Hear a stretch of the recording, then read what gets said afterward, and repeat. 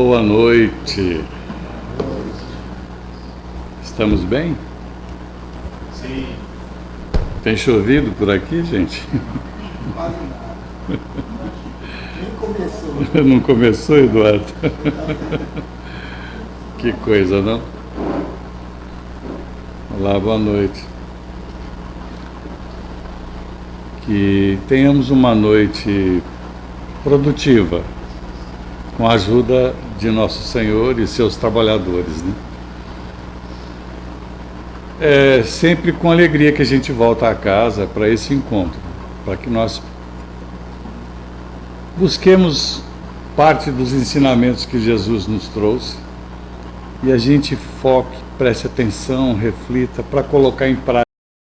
Ele invadiu a Palestina, a Judéia, e o Império Romano passou a tomar conta, passou a dominar a Palestina, o povo judeu. E, historicamente, nós sabemos que o povo, quando domina um outro, subjuga um outro, ele impõe suas regras, suas leis e seus impostos. Então, os judeus eram obrigados a pagar impostos ao Império Romano.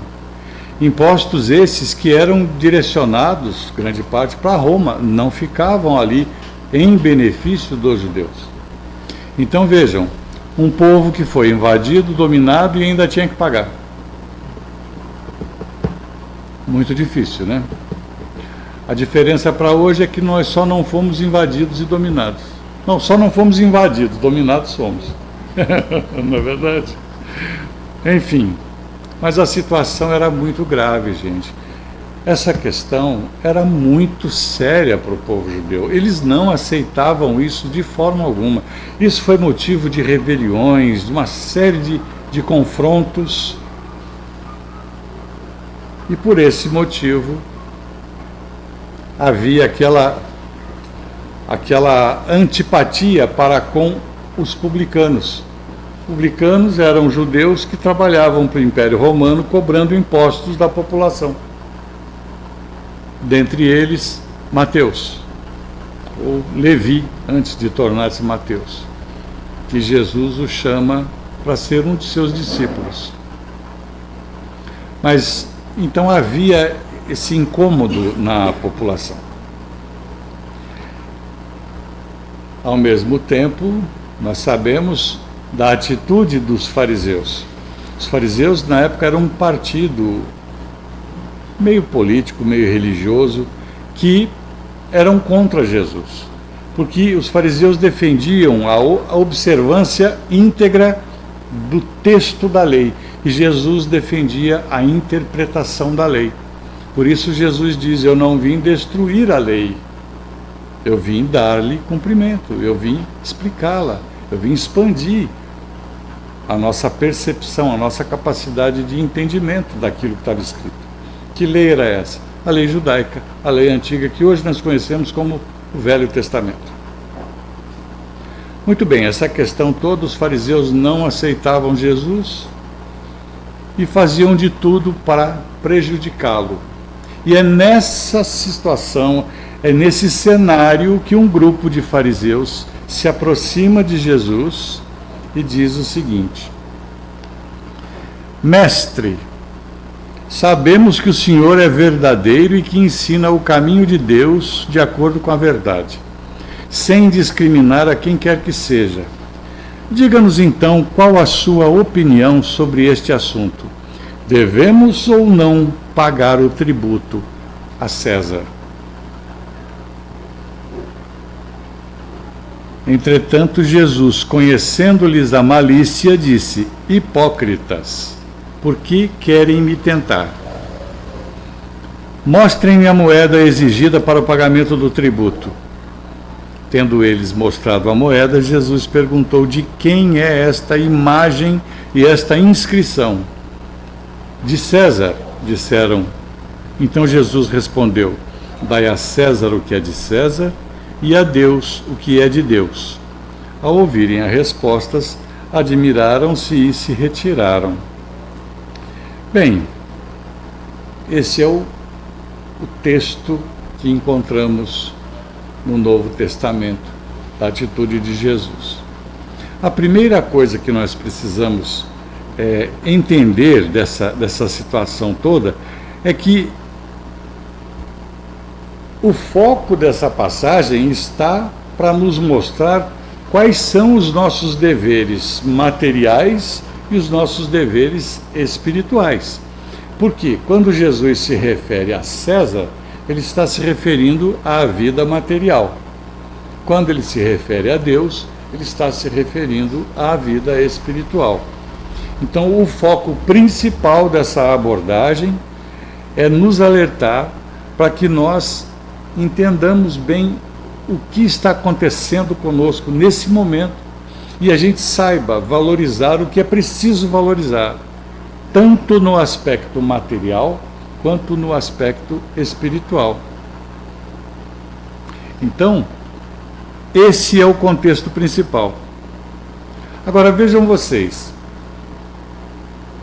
os fariseus se aproximam e falam: mestre, eu sei que o senhor é muito sábio. Vocês já viram essas conversas, quando alguém chega para a gente assim, todo cheio, não é não, Salvador? Todo cheio de dedos, essa coisa, elogiando a gente. Você pode saber que tem uma pegadinha aí, porque de graça não vem, gente. Não vem.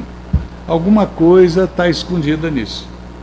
E eles eram tão danados que eles faziam de tudo, porque já tinham recebido ordens para pegar Jesus em alguma contradição, para acusá-lo de algum crime e tirá-lo do caminho. Então vejam, o povo era contra o pagamento de imposto. O Império Romano, que dominava a Palestina, exigia o pagamento do imposto. Então, quando eles perguntam para Jesus, a gente deve pagar ou não? Jesus não falava só para o povo daquela época. A mensagem do Cristo é para toda a humanidade em todas as épocas. Se ele, naquela oportunidade, diz: paga, tem que pagar, tem que pagar, imediatamente os fariseus colocariam o povo contra ele, porque não era esse o desejo do povo. Se ele diz: não, não paga, imagina, os caras entraram aqui, fizeram o que quiseram, a gente ainda tem que pagar, não precisa pagar não. Imagine as consequências disso. Ele estaria indo contra a lei romana, que era a lei que determinava fosse pago esses tributos. Então, a primeira coisa que a gente observa é que para Jesus, diferentemente de nós, ele enxerga as coisas de uma forma muito ampla. Não tem essa visão limitada que nós temos. Nós temos uma capacidade muito limitada para interpretar as situações que nos apresentam. Essa questão da dualidade que nós sempre perseguimos, que vem a ser essa dualidade: faço, não faço, posso, não posso, vou, não vou, quero, não quero. A gente enxerga com muita simplicidade e às vezes exige de nós uma interpretação mais ampla, mais sábia, mais oportuna, mais produtiva. Então, Jesus não responde nem que sim e nem que não. Ele faz com que eles pensem, os fariseus pensem e cheguem a uma conclusão. De quem é a moeda? De quem é a figura que está na moeda? O que está escrito na moeda? É de César. Pois então, dê a ele. Dê a César o que é de César. Dê à matéria o que é material. E dê a Deus o que é espiritual.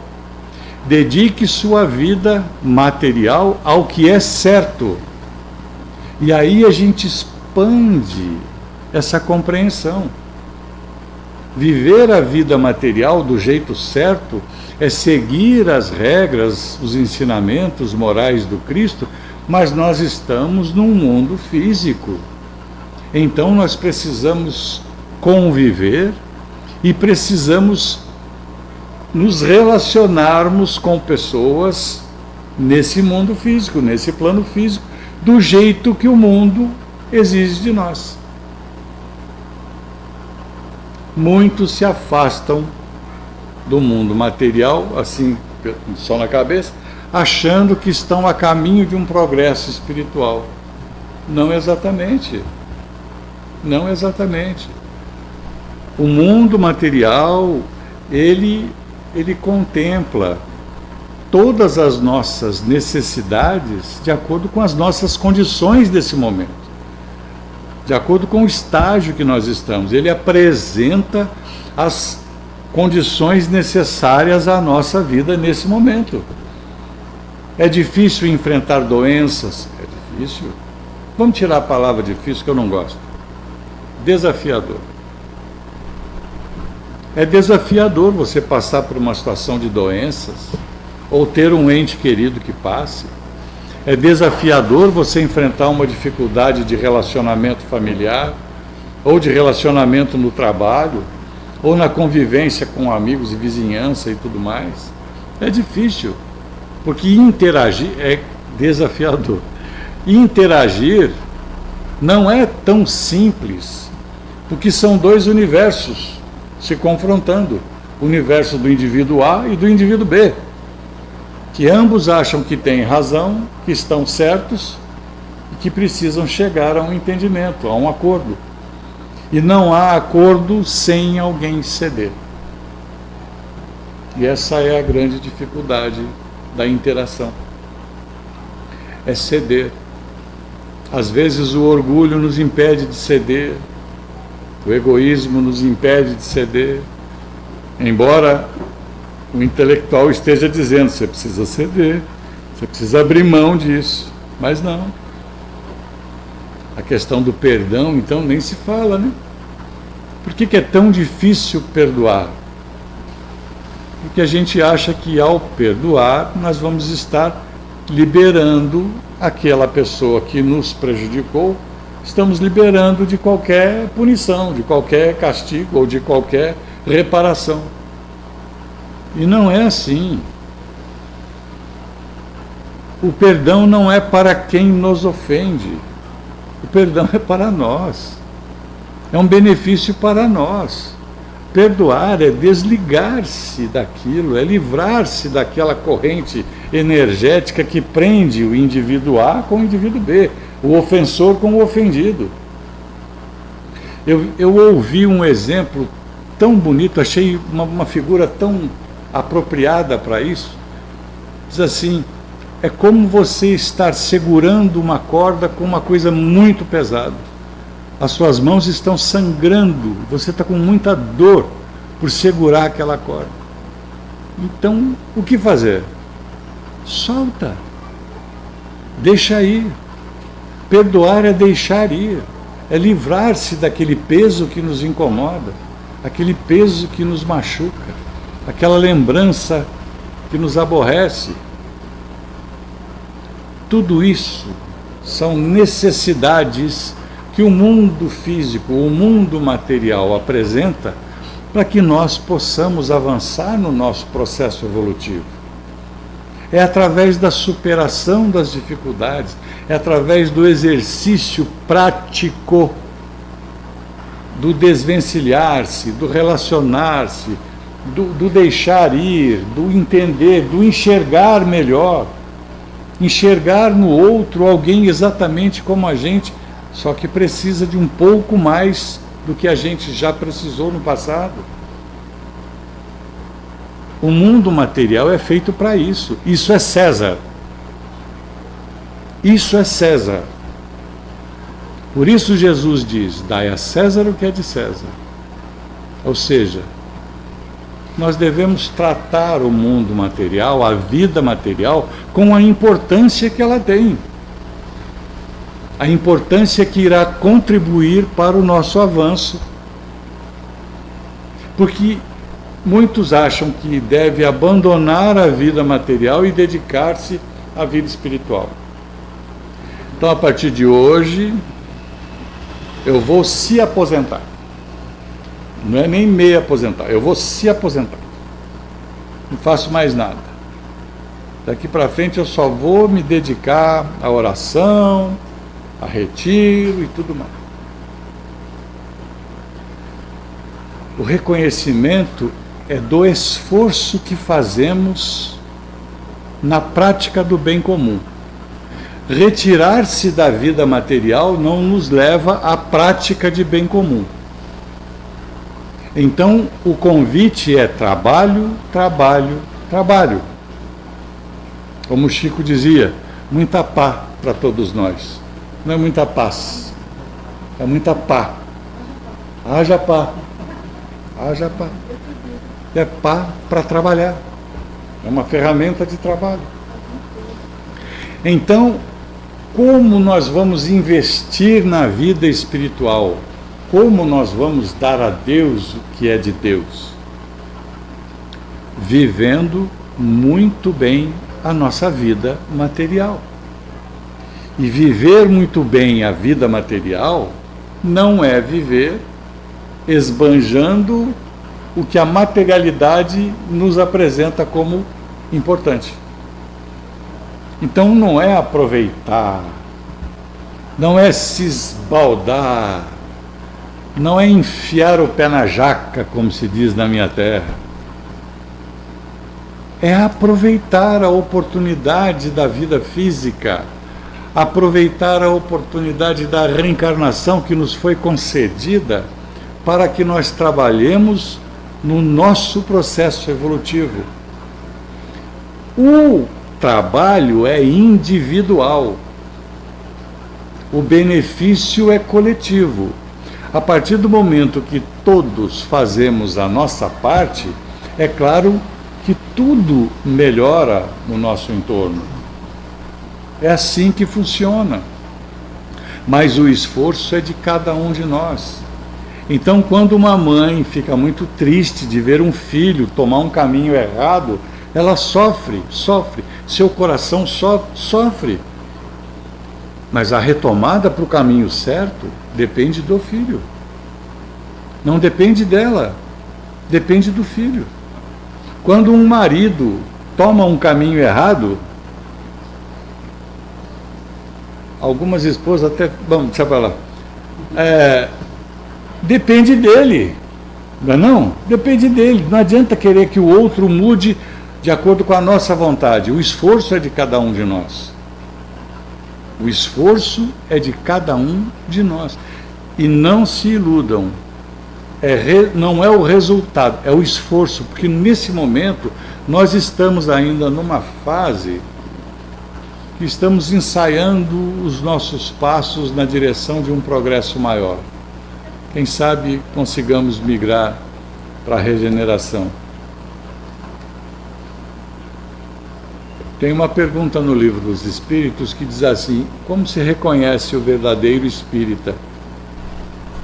E a resposta é: reconhece-se pelo esforço que faz para superar as suas más tendências. Então, a palavra é o esforço.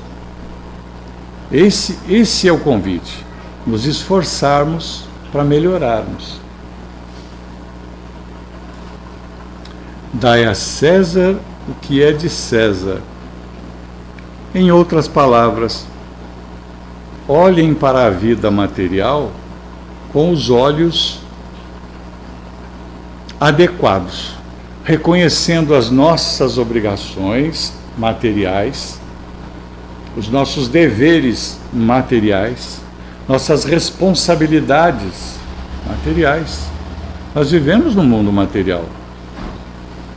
Tem gente que acha que a materialidade está ligada ao dinheiro, só dinheiro, riqueza e tudo mais. Gente, vivemos num mundo material que sem dinheiro não se vive. O dinheiro, acho que é o Livro da Esperança, Emmanuel, por intermédio de Chico, nos diz que o dinheiro para o organismo social é como sangue para o organismo biológico. Circulando, ele gera riqueza. Parando, ele acelera a morte. Então nós precisamos dar o valor que o dinheiro tem no mundo material. Não nos tornarmos escravos desse valor. Não nos tornarmos dependentes da materialidade. Mas nós não podemos fugir a isso. Né? Foi-se o tempo em que se achava que dedicar-se a Deus era tornar-se um ermitão. Bonita palavra, não? Né? Se afastar do convívio social. Não é isso. Não é isso. E o interessante que eu me lembrei também é o seguinte: tem uma fala do Haroldo Dutra Dias, que ele diz que o termo grego desse texto não é dar a César, é devolver, é retribuir, restituir, é devolver. Então a melhor tradução, segundo Haroldo, seria: devolva a César o que é de César. Devolva à vida material o que é material. Dê a importância, seja cumpridor dos seus deveres, mas observe que a vida espiritual é a vida principal. Porque não dá para seguir a vida material com as leis materiais se elas forem contrárias à moral do Cristo, à moral de Deus, às leis divinas. Por isso é que não são. Quando se institui alguma coisa que é contrário a isso, a própria sociedade precisa corrigir. Nós temos que rebater essa condição. Né? E nos chama a atenção com as práticas excessivas.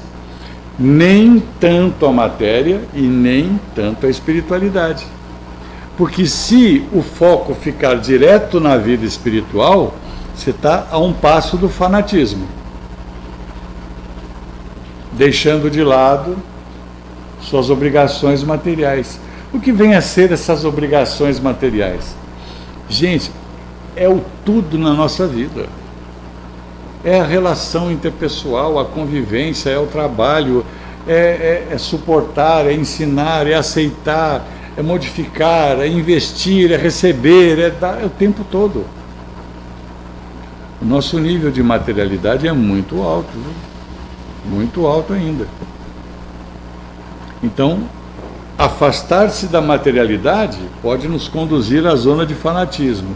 Afastar-se da zona espiritual e focar exclusivamente na materialidade pode nos conduzir à zona do ateísmo, da descrença, da valorização única e simplesmente para o que é passageiro. E a gente não pode esquecer que tudo que é material é temporal. Está dentro do conceito da impermanência. Não vai permanecer. Viemos sem nada de material e retornaremos ao mundo espiritual sem nada de material. Não é isso? Então, se diante de uma situação nos vermos em conflito entre leis humanas e leis divinas, o que precisa prevalecer é a nossa consciência reta, adequada aos ensinamentos do Cristo. É isso que Jesus espera que façamos. Alguém postou hoje a seguinte frase, ou hoje ou ontem, acho que foi hoje: o Espiritismo não exige nada de nós, não é, Sr. Eduardo? Porém, espera tudo. Ele não exige. A doutrina espírita não diz: olha, para ser espírita, você precisa ser assim, assim, assim, assim. Não. Mas espera que sejamos. Quando Jesus diz: brilhe a vossa luz, ele não disse: Quênia, acenda uma lâmpada de 100 watts e brilhe a sua luz. Pode ser uma lampadinha desse tamanho assim. É luz. E percebam que num ambiente de trevas completas, a luz, por menor que seja, ela ilumina uma grande região. Diferentemente da treva, no ambiente luminoso, uma pequena sombra de treva não consegue impedir a luminosidade do ambiente. Então, quando Jesus diz, brilhe a vossa luz, brilhe o seu esforço, faça o seu esforço, não importa o quanto brilhe. Como se reconhece o bom espírita? É aquele que conhece espiritismo pra caramba, é o que faz palestra, coitado de nós, é o que escreve livro, né? É o que é dirigente de casa espírita. Não, reconhece-se o bom espírita pelo esforço. Isso é César, isso é planeta Terra, isso é vida material. Nós precisamos nos esforçar diante da materialidade para que sobressaia em nós a nossa espiritualidade. Precisamos superar essa materialidade, muitas vezes sufocando desejos, suprimindo situações que nos chamam e às vezes nos colocam à prova. O testemunho que Dona Maria José estava se referindo, no momento da dor, no momento da dificuldade, é nesse momento que nós vamos mostrar e vamos atestar se efetivamente nós estamos com o pé mais na materialidade ou na espiritualidade. Dai a Deus o que é de Deus. O que a gente pode dar a Deus? Aquilo que de melhor a gente consiga ser. Porque Ele também não exige, Ele só espera. Então, o Espiritismo ele não afasta nenhum tipo de problema da nossa vida, mas também não afasta o homem do convívio social, formando uma classe de indivíduos diferenciados. Absolutamente. O Espiritismo nos traz esclarecimentos e consolos para que nós possamos ter uma compreensão mais apropriada daquilo que a vida material nos apresenta. E dessa forma, consciente e conhecedores, nós possamos efetivamente fazer um melhor investimento na nossa vida espiritual. Essa é a proposta dessa noite. Temos nossos deveres na Terra, mas não podemos nos esquecer dos nossos compromissos espirituais, porque afinal somos seres espirituais, somos espíritos e não corpos físicos apenas. Que Jesus nos abençoe e nos conceda uma boa semana, com bastante discernimento das situações, né? Boa noite a todos.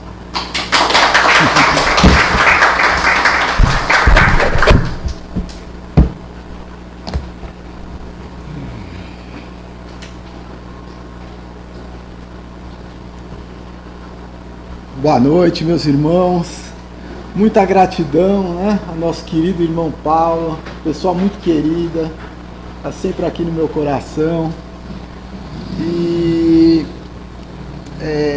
antes de começar a nossa oração, eu vou fazer uma pequena reflexão aqui, né, sobre uma frase de Chico Xavier, né, que ele disse que nós evoluímos desidratando, seja pelo suor ou seja pelas lágrimas.